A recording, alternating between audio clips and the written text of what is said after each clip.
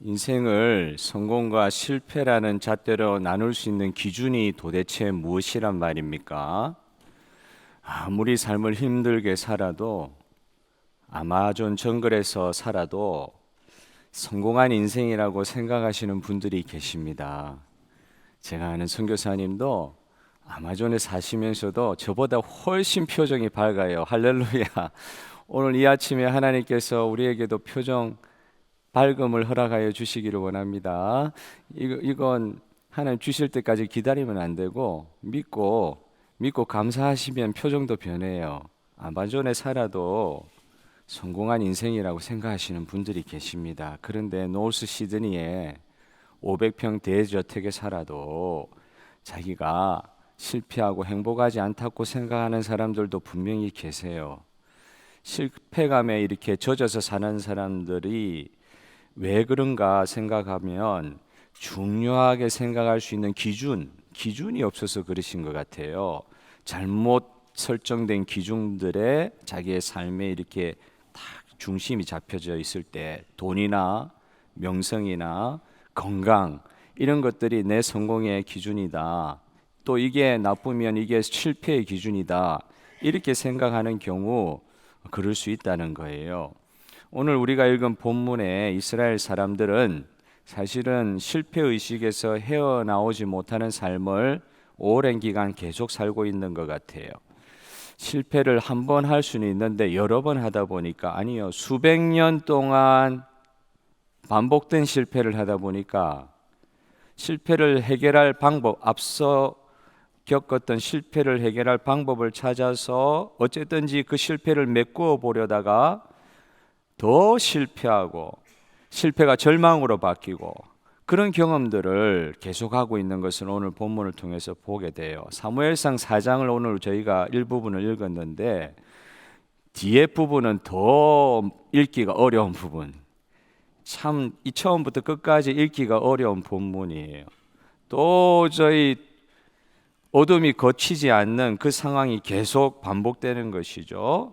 나쁜 이야기로 시작했다가도 좋은 것으로 끝나는 것이 성경의 주요 이야기의 플롯 전개 방식인데 오늘 4장만 읽어보면은 희망이 1도 안 보입니다. 희망이 없어요. 실패가 반복되다 보니까 절망으로 끝나고 이런 경우는 지금 이 사사시대의 만렵에 오늘 본문에 나오는 이스라엘 백성들에게만 있었던 것은 아니죠. 실패로 따지면 베드로보다 더 실패한 사람이 어디 있어요? 인생에 부도가 났다. 이렇게 하던 사업이 그 다음에 건강이 이렇게 나빠져 가지고 회복될 길이 없다. 이 정도의 실패가 아니라 사실 베드로가 겪은 그 충격 있잖아요. 충격. 자기가 잘못해놓고 충격을 자기가 받는다면, 자기가 잘못해놓고 자기가 충격을 받는 거예요. 그래서 헤어나오지를 못하는 거예요. 가룟 유다보다 베드로가 덜 그 충격을 받았겠어요? 저는 이 베드로가 받았을 충격을 생각해 보면 물론 내가 잘못해서 그런 것이지만 이걸 어떻게 돌이킬 수 있는 방법이 없어요. 돈 문제도 아니었지요. 명예 문제도 아니었지요. 이런 종류의 실패는 이건 죽어도 해결이 안 된다고 할 정도의 그런 영적인 실패잖아요. 생명과 사망의 극심한 골짜기, 이 완전히 생명과 사망이 그냥 갈리는 듯한 깊은 골짜기까지 내려가 본 것이잖아요. 그런데 그런 베드로를 살리셨습니다. 그런 베드로를 하나님께서 살리셨어요. 실패 정도가 아니라 완전한 절망 가운데 이런 그런 상황에서도 하나님의 백성은 하나님의 은혜로 승리케 하여 주시는 줄 믿습니다. 이런 은혜들을 우리로 하여금 또 보게 하신다.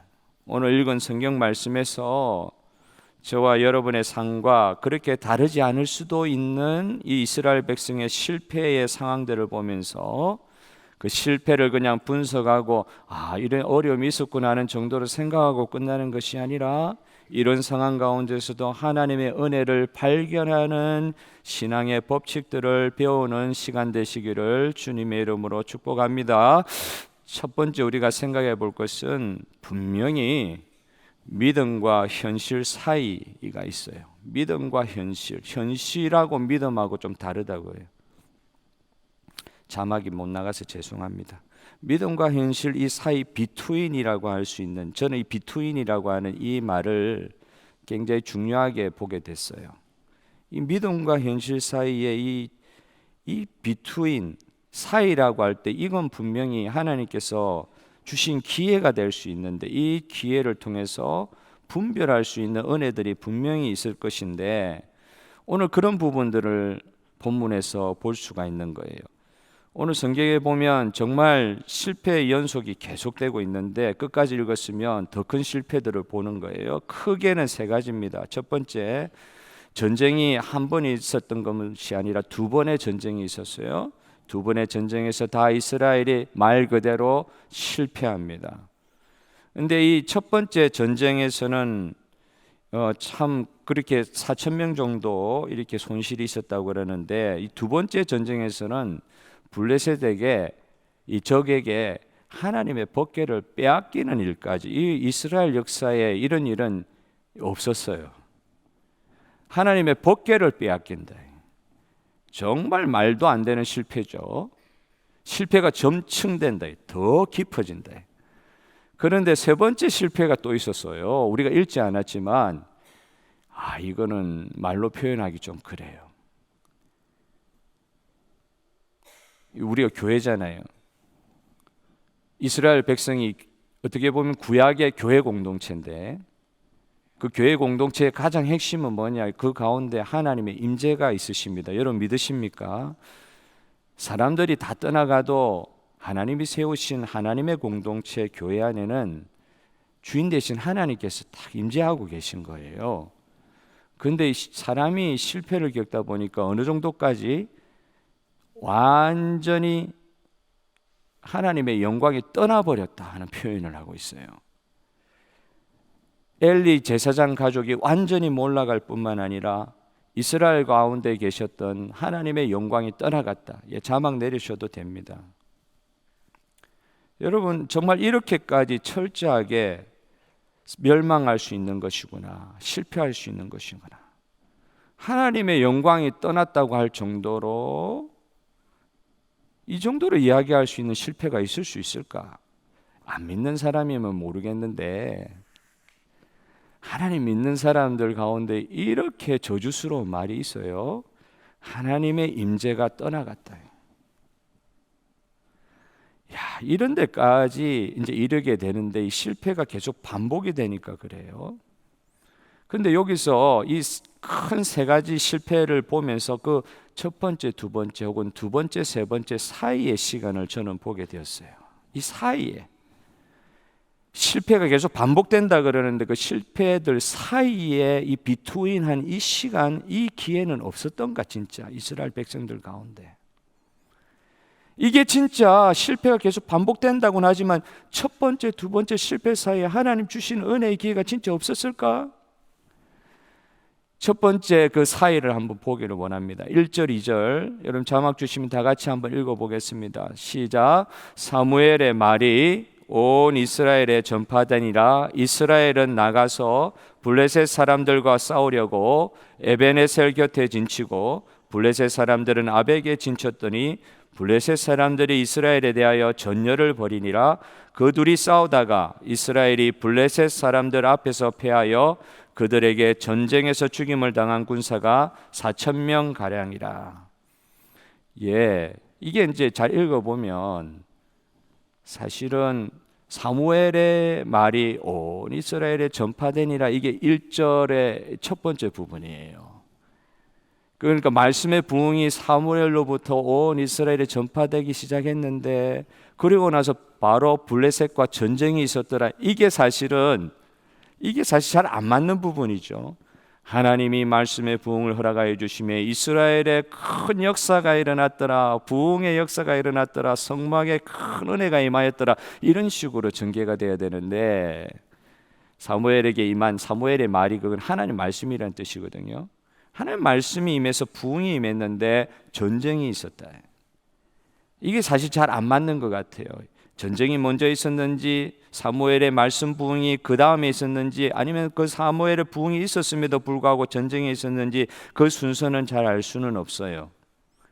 그러나 분명한 것은 오늘 이 본문의 말씀의 현실을 볼 때 현실이 그렇다. 현실이 말씀 부흥의 역사와 전쟁이 같이 올 수도 있는 거구나.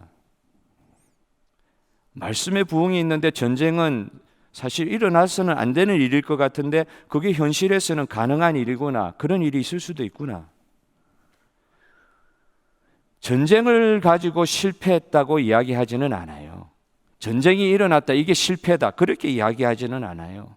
오히려 전쟁과 같은 위기 가운데서도 오히려 실패하지 않을 수 있는 그런 상황이 될 수도 있는데 그 전쟁으로 말미암아 더 깊은 실패 상황에 빠졌다는 게 안타까운 일이죠.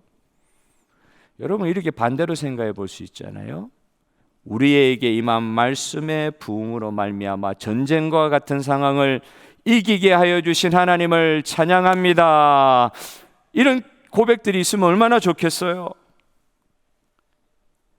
그런데 전쟁의 상황에서 말씀이 아무런 역할을 하지 않을 수도 있다는 것을 오늘 이스라엘의 상황은 보여주고 있습니다. 전쟁이라 할지라도 하나님의 은혜가 있을 수 있는 거예요. 저는 6.25 전쟁 어릴 때 하도 많이 들어가지고 참여해보지도 못하고 겪어보지도 못한 전쟁이었는데 제 마음속에는 항상 그런 생각이 있었어요. 전쟁이 일어나면 다 죽는구나. 전쟁이 일어나면 아무것도 못하는구나. 근데 지나놓고 들어보면 전쟁이 일어나도 학교 아이들 다녔다 그러더라고요. 전쟁이 일어나도요, 공장은 돌아갔다 그러더라고요.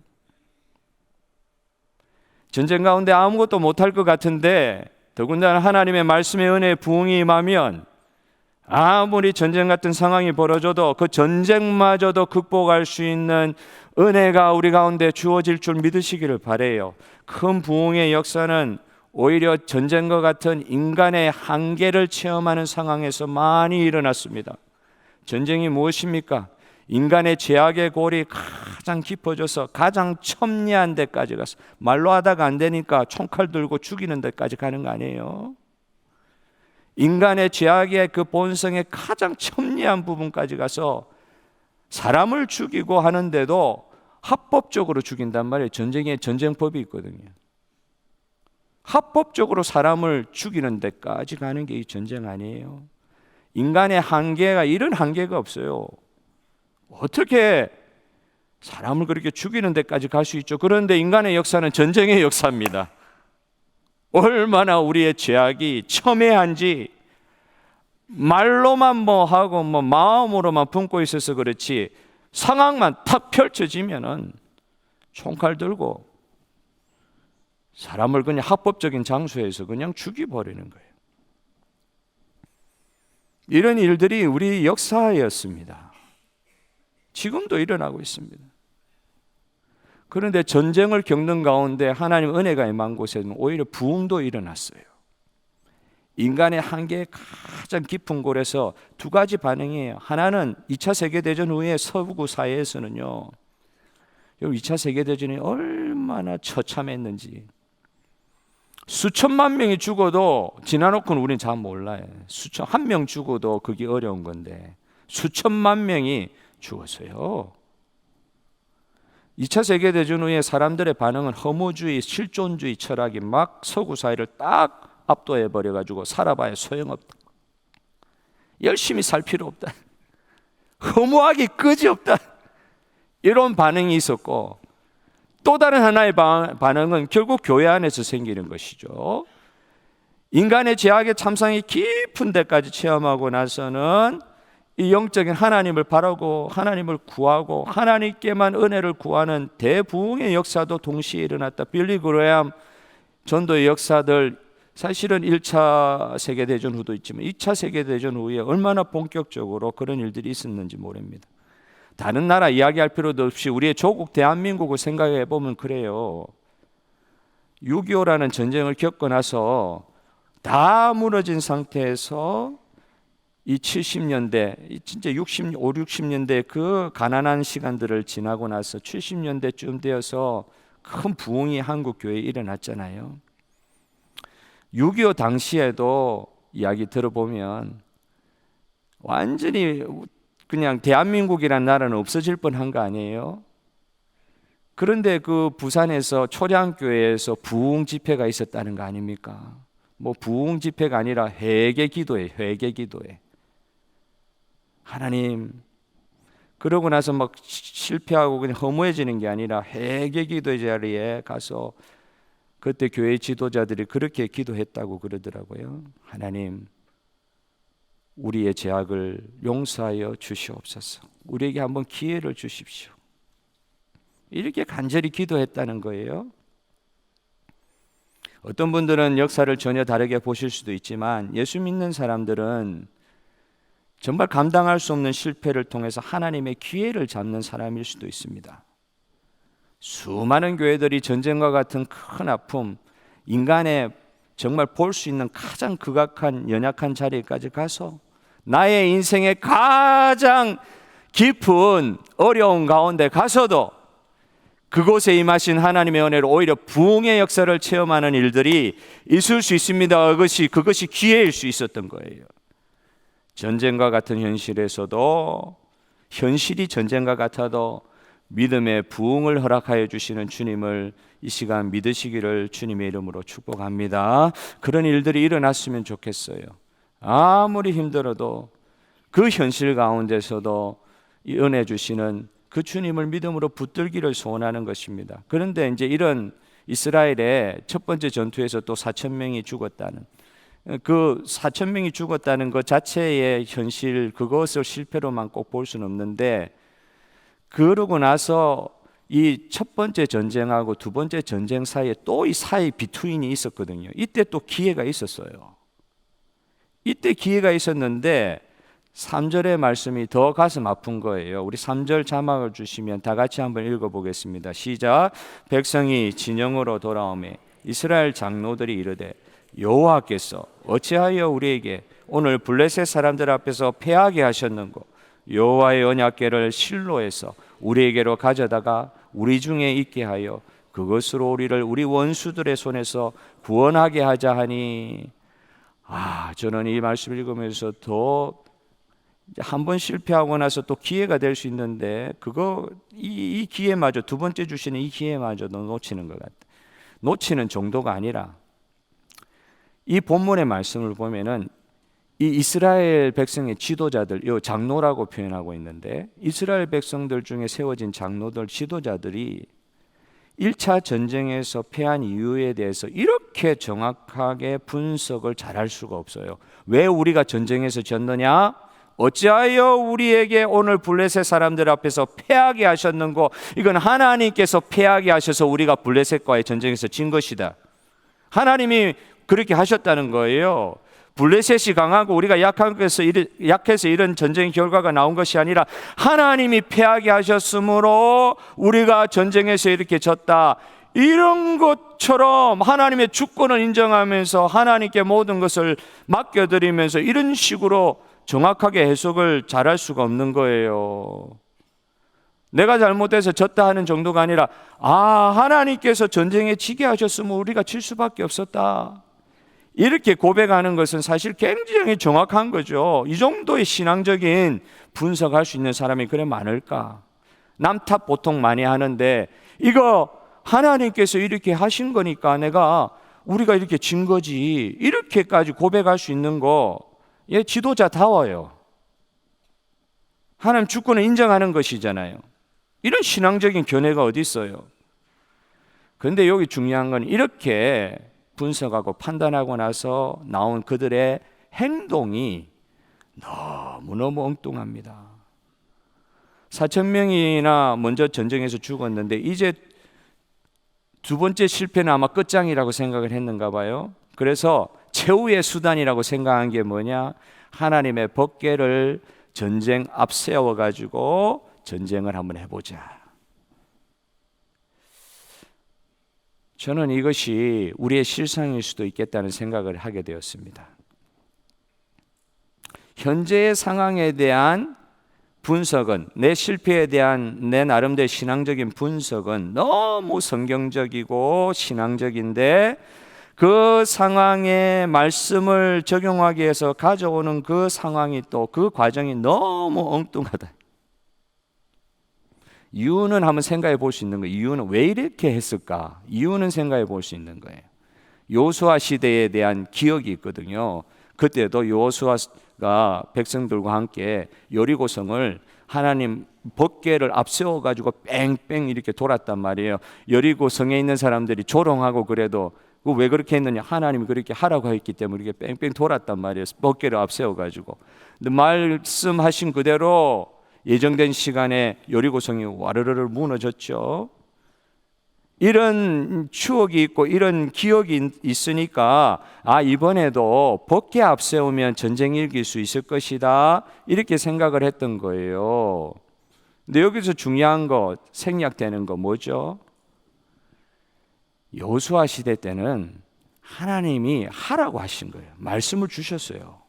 그렇게 하라고 하신 대로 그렇게 한 거고, 지금은 어떻게 하느냐? 지는 거 보니까 안 되겠는데 법궤 한번 가져와서 한번 해볼까? 이건 하나님 말씀대로 따르고 믿는 것이 아니라 내가 믿고 싶은 대로 하나님의 말씀을 이용하는 거예요. 이 1차 전투와 2차 전투 사이에 하나님께서 또 이 기회를 주셨는데 가슴 아픈 거, 왜 이스라엘 장로들은 자기의 현 상황에 대한 그 가슴 아픈 회개 제목들을 붙들고 회개 자리로 못 나갔을까? 왜 기회 주셨을 때 은혜를 잡지 못했을까? 더 나락으로 떨어지는 방향을 잡았을까 하는 것이 그게 가슴 아프더라. 그러다 보니까 2차 전투의 결과는 더 큰 재앙이죠. 1차 전투 때는 4,000명, 그런데 2차 전투 때는 3만 명이 살육을 당했다는 표현이, 살육을 당했다. 거의 도살당하듯이 지파 하나가 없어질 정도로 완전히 패하게 됐죠. 그러니까 더 기회가 없어지는 거예요. 점점 상황은 더 나빠지는 거예요. 사실 이 두 번째 기회마저 놓치면서 이스라엘은 돌이킬 수 없는 실패의 경험을 하게 되는 것이죠. 너무 큰 인원들이 그냥 몰살을 당했어요. 그거보다 더 가슴 아픈 것은 전쟁에 가져 나갔던 법궤 있죠, 법궤. 그 법궤는 하나님 임재를 상징하는 거거든요. 하나님 임재가 없으면 하나님 백성 의미 없잖아요. 근데 하나님 법궤를 적에게 빼앗겨 버렸어요. 이런 일은 이스라엘 역사 이때까지는 없었던 겁니다. 사실은 이것만 있었나요? 그 이후에 이스라엘 백성들은 나라도 세우고 전성기도 있었는데 몇백 년 이후에 어떤 일까지 벌어져요? 법궤를 모시고 있었던 성전이 불타버리고 완전히 나라가 망해가지고 백성들이 다 적국의 포로로 끌려가는, 이 법궤만 빼앗기는 게 아니라 자기 자신들도 포로로 끌려가는 그런 역사가 이스라엘 역사에 앞으로 또 있게 됩니다. 왜 이렇게까지 완전히 실패할 수밖에 없었을까? 이 정도 실패로 또 끝나는 것 같은데 뒤에 그 오늘 4장 뒷부분을 보면은 읽지는 않았지만 엘리 제사장의 며느리가 죽어가면서 아들을 낳죠. 자기 남편도 전장에서 죽었다. 법궤 옆에 있다가 죽어버렸다. 자기 시아버지도 그 소식을 듣는 순간 뒤로 넘어져서 목에 부러져서 죽었다.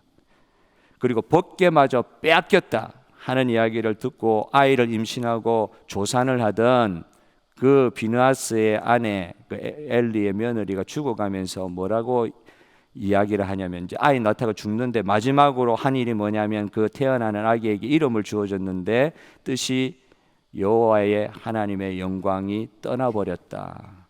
이가봇이래. 이가봇. 하나님의 영광이 떠나버렸다. 여러분, 이런 절망이 어디 있습니까? 오늘 4장을 읽으면서 이거 지나칠 수 없잖아요. 하나님의 말씀으로 우리에게 주어진 말씀이라면. 이런 절망이 현실에서 벌어진 거예요. 현실에서. 근데 여러분, 오늘 이 말씀은 이렇게 이런 일이 일어났다 그럼 현실만 분석하고, 아까 그 장로님들, 그 이스라엘의 장로들이 한 것처럼 현실만 분석하고 전혀 엉뚱한 적용하다가 인생 끝날 수 있는데, 오늘 말씀은 그렇게 하라고 주신 말씀이 아니란 말이에요.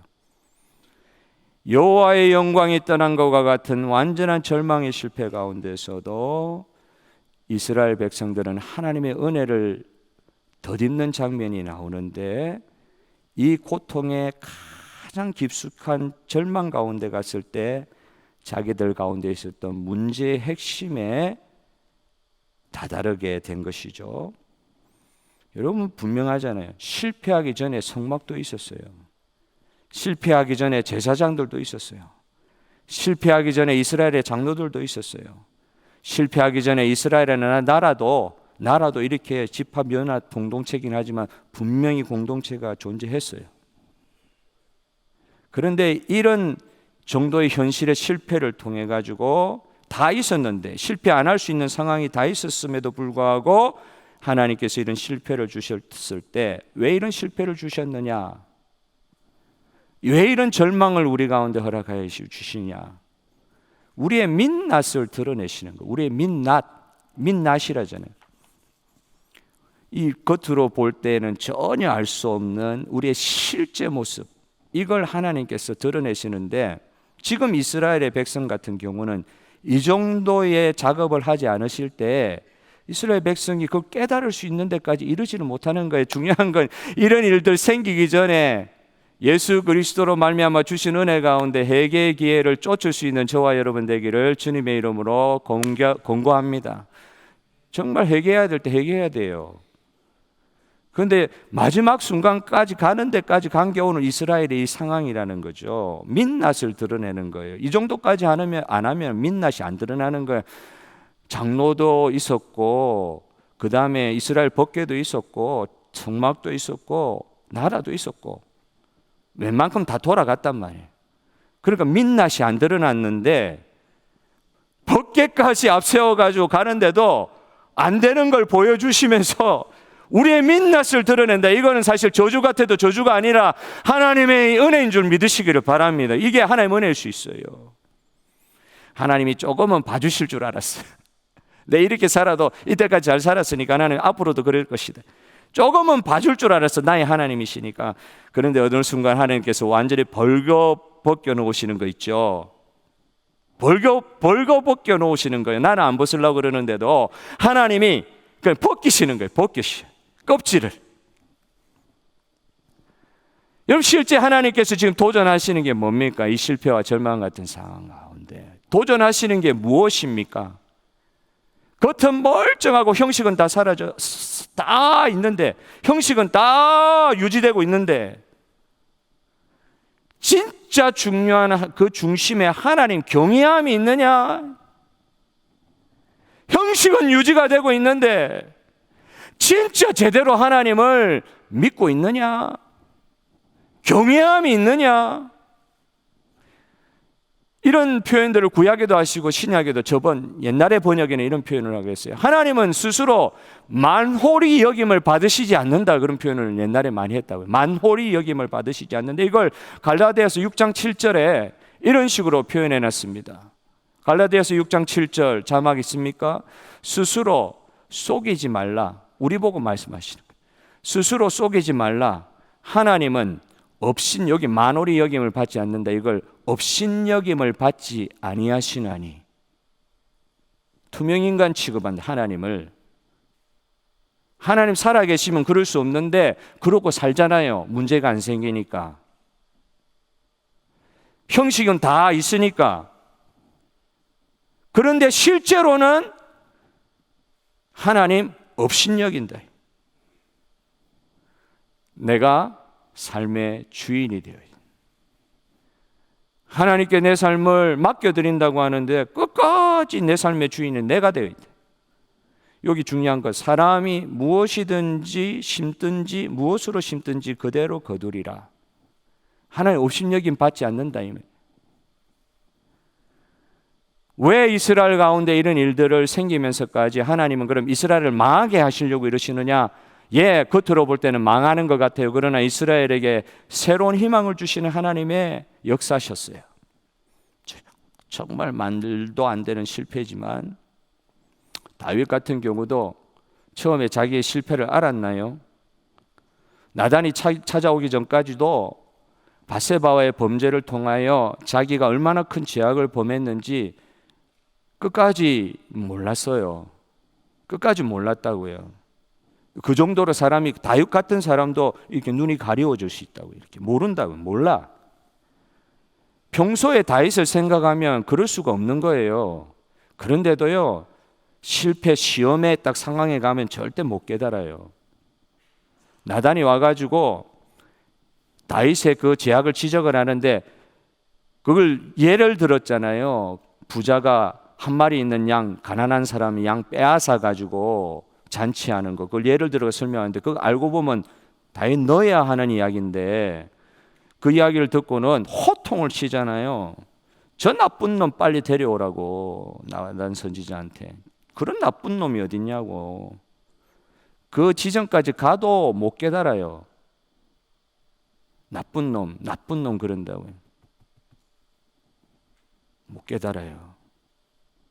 그런데 하나님께서 다윗에게 은혜를 주신 것은 회개의 은혜였습니다.